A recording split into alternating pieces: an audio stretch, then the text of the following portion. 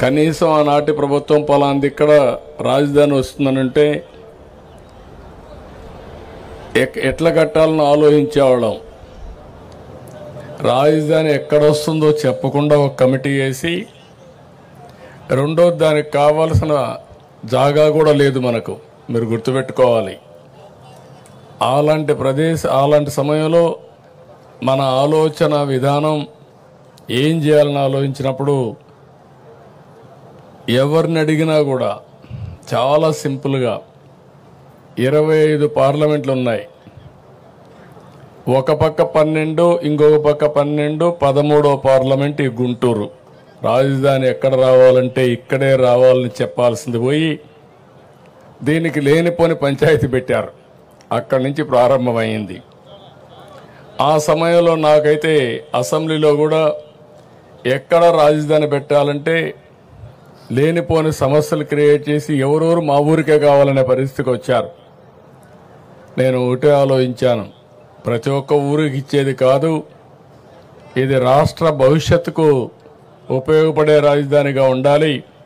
అందుకే నా నిర్ణయం ఆ రోజు దీనికి సరైన ప్లేస్ వచ్చి విజయవాడ గుంటూరు మధ్యలో అని చెప్పి నిర్ణయం చేశాం మొట్టమొదటిసారిగా.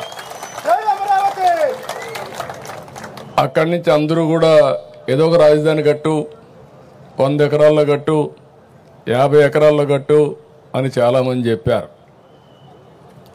అప్పటికే నేను ఒక ప్రూఫ్ ఆఫ్ కాన్సెప్ట్ తయారు చేశాను, మీ అందరూ గుర్తుపెట్టుకోవాలి. హైదరాబాద్ నగరంలో ఇట్లనే నన్ను చాలామంది ఎగతాళి చేశారు.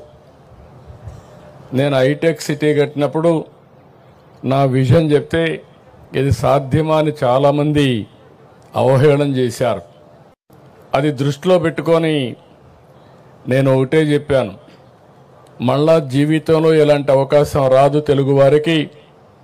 ప్రపంచంలో ఒక మంచి రాజధాని, అది కూడా ప్రపంచంలోనే ది బెస్ట్ రాజధాని అక్కడ కట్టింది బ్రౌన్ ఫీల్డ్ రాజధాని, ఇక్కడ గ్రీన్ ఫీల్డ్ రాజధాని కట్టాలంటే దేనికైనా ల్యాండ్ కావాలి, మీరు గుర్తుపెట్టుకోవాలి. ఆకాశంలో రాజధాని కట్టలేము. హైదరాబాద్లో అవకాశం ఏంటంటే రాజధాని కట్టే సమయంలో గవర్నమెంట్ ల్యాండ్స్ చాలా ఉండేటివి, మొత్తం సైబరాబాద్ ఏరియా అంతా కూడా. దానికి కారణం నిజాం పరిపాలనలో అక్కడంతా కూడా డెవలప్ కాలా. గుర్రాలన్నీ కూడా అక్కడ గ్రేజింగ్ పెట్టేవారు, మొల్చేది. అలాంటి ప్రదేశం చాలా గవర్నమెంట్ ల్యాండ్స్ అని కొంతమంది హైదరాబాద్ నుంచి పాకిస్తాన్కి వెళ్ళిపోయి ఆ ల్యాండ్స్ కూడా వదిలిపెట్టిపోయారు. అవన్నీ తీసుకొని నేను బ్రిక్ బై బ్రిక్ డెవలప్ చేశా.